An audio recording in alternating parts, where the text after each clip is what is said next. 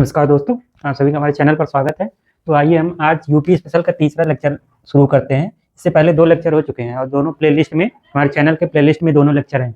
तो ये आपका तीसरा लेक्चर है। ये आपके जो भी आने वाले एग्जाम है, जैसे अभी मार्च में आपका यूपीएसआई का एग्जाम है, उसके बाद ये एक एचईओ का पोस्ट आने वाला है। इसमें तो 50 क्वेश्चन आपके यूपी स्पेशल से रहेंगे।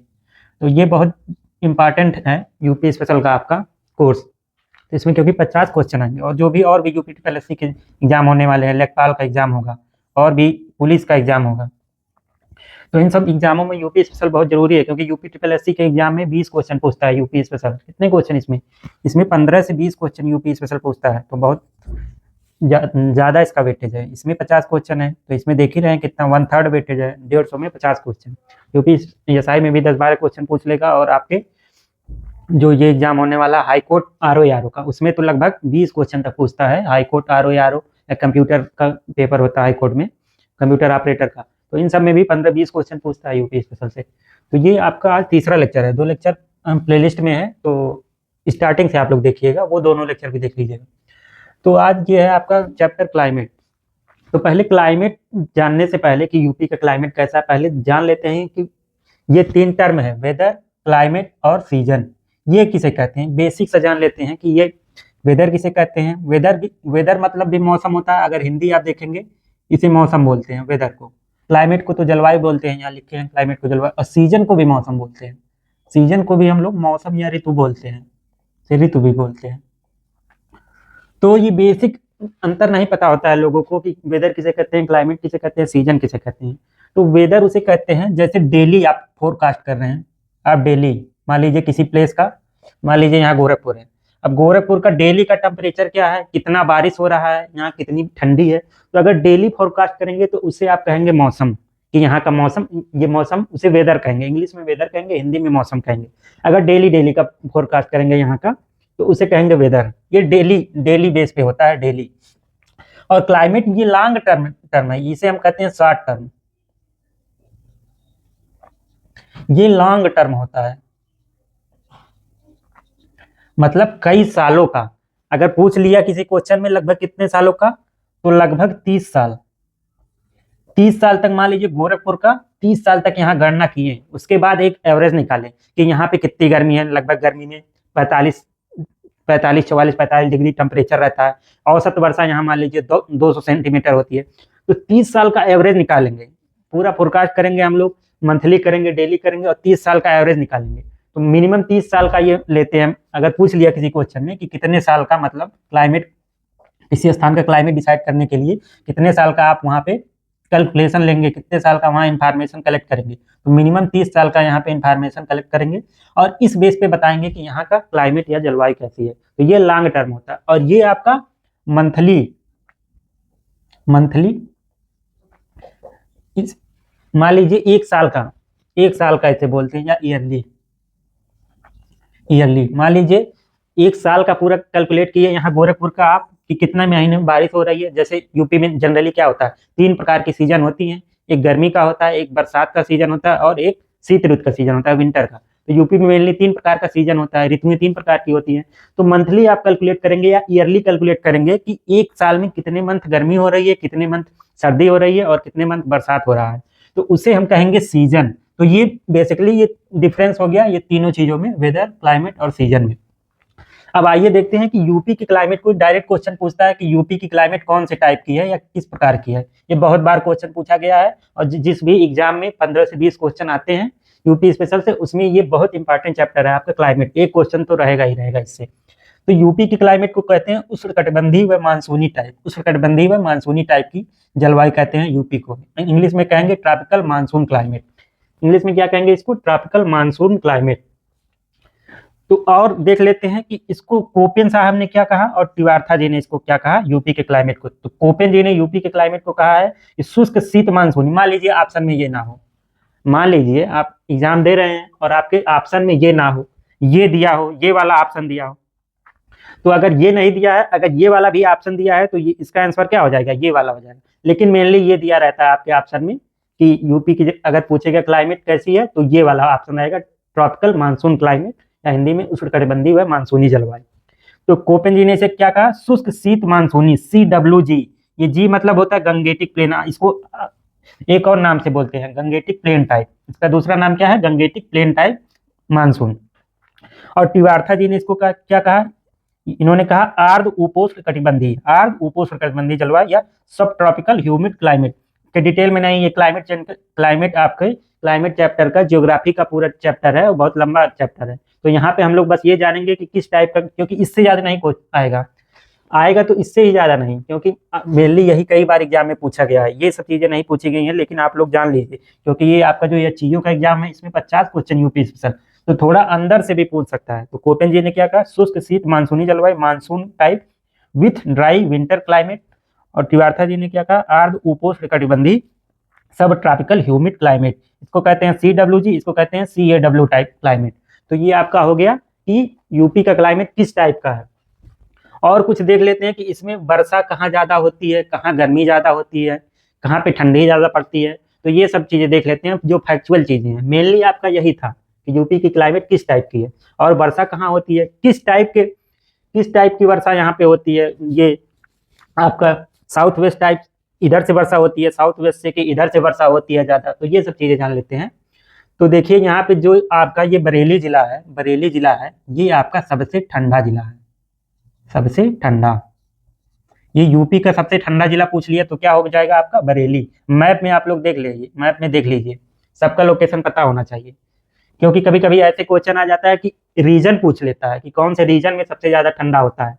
तो मान लीजिए यहाँ का कोई जिला दिया हो, साउथ का जिला दिया हो, या यहाँ बीच का जिला दिया हो, तो अगर रीजन पता होगा तब भी आप लोग गेस कर ले जाएंगे क्वेश्चन को देख के कि कौन सा आंसर होगा।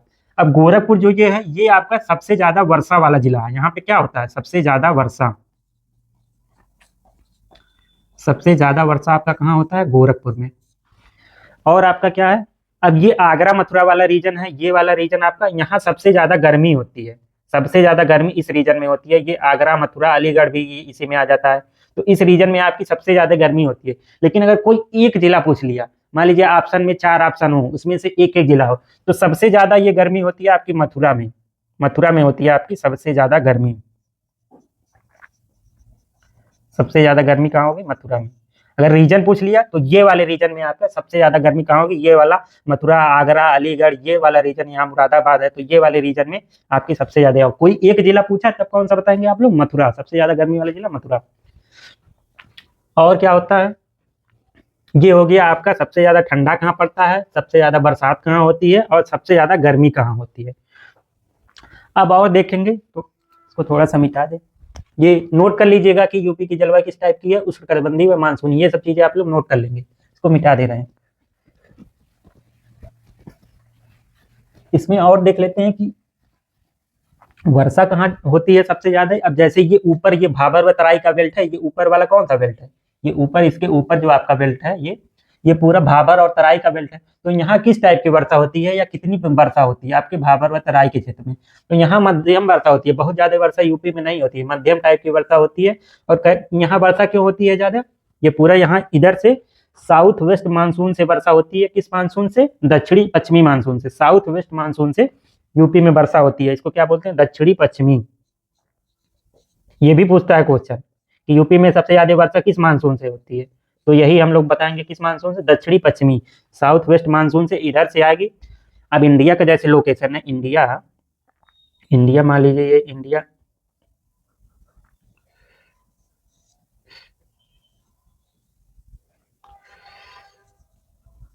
तो मान लीजिए इंडिया है यहाँ, तो यूपी कहाँ है? यहाँ पे आपका, यहाँ पे यूपी है।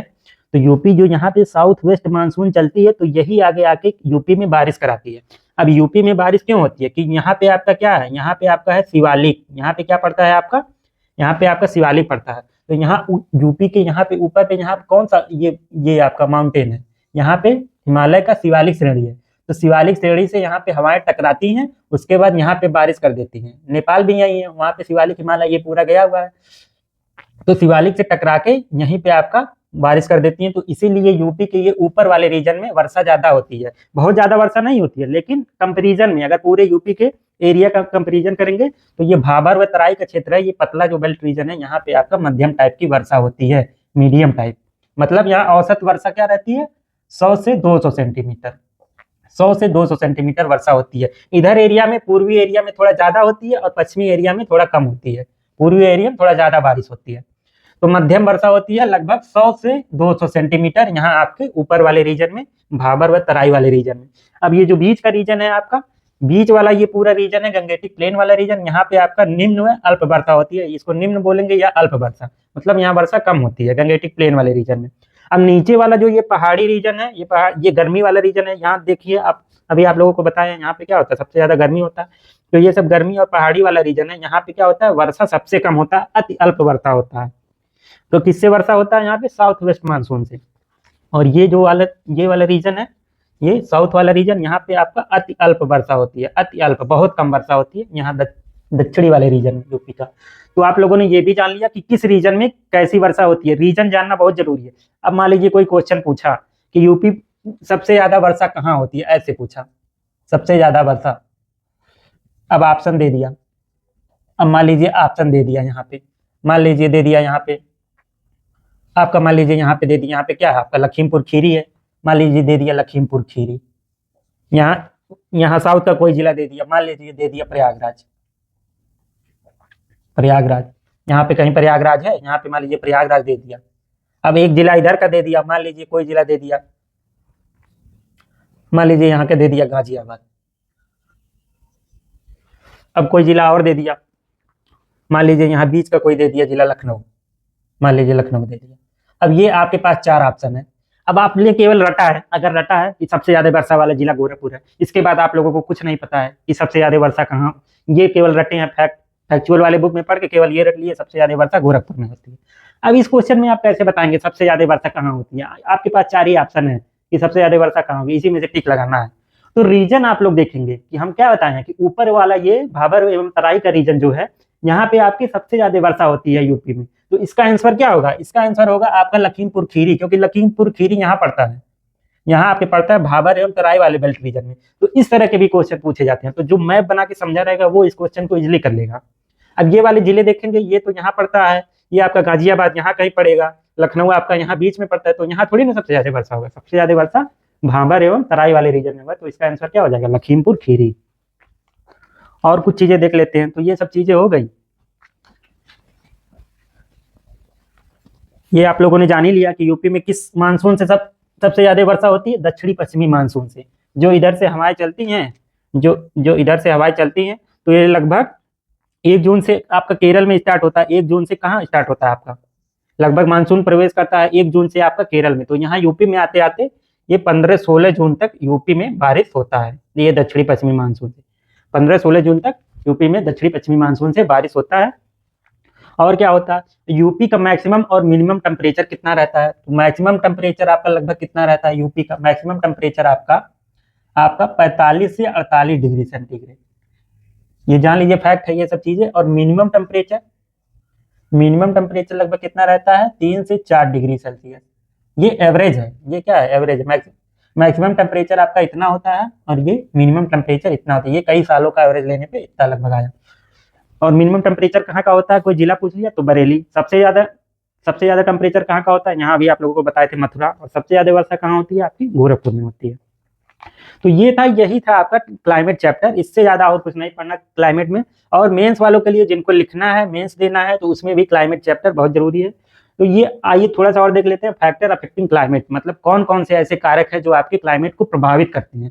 तो इसको अगर हिंदी में लिखेंगे तो क्लाइमेट को प्रभावित करने वाले कारक, इसका क्या हो जाएगा, जलवायु को प्रभावित करने वाले कारक। तो लैटिट्यूड, पहला क्या है, लैटिट्यूड। तो लैटिट्यूड तो बिल्कुल प्रभावित करता है। ये कौन से अक्षांश पे है, यूपी आपके कौन से अक्षांश पे है, मान लीजिए इंडिया में, इंडिया का मैप है,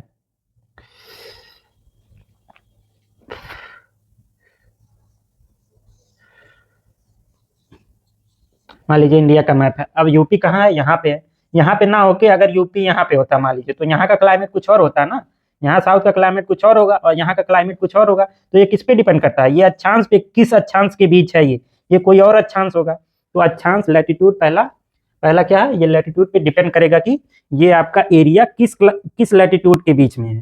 तो पहला लैटिट्यूड हो गया। दूसरा समुद्र से दूरी, मान लीजिए समुद्र से अगर पास होगा तो क्या होगा, वहां पे वर्षा ज्यादा होगी, और समुद्र से ज्यादा दूर होगा तो वहां पे क्या होगा, वर्षा कम होगा। तो समुद्र से दूरी, या इसे कहते हैं महाद्वीपीय प्रभाव, कॉन्टिनेंटल इफेक्ट। तो क्या कहेंगे, कॉन्टिनेंटल इफेक्ट। तो समुद्र से दूरी भी वर्षा की मात्रा डिपेंड करता है समुद्र से दूरी। वायुदाब हम हवाएं, एटमॉस्फेरिक प्रेशर कितना है, यहाँ पे लो प्रेशर है या हाई प्रेशर है इस रीजन में, तो ये सब चीजें भी डिपेंड करती हैं। क्योंकि अगर लो प्रेशर होगा तो वहाँ पे क्या होगा, आसपास की हवाएं वहाँ स्थान लेने के लिए आएंगी, तो क्या होगा, वहाँ पे बारिश ज्यादा होगा अगर लो प्रेशर होगा।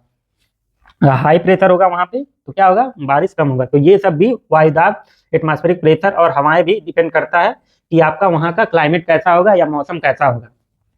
और चौथा ये हो गया हिमालय की स्थिति। ये बहुत सबसे, यहाँ पे बारिश कितना होगा कैसा होगा, तो सबसे ज्यादा इसी पे डिपेंड करता है कि हिमालय की स्थिति पे।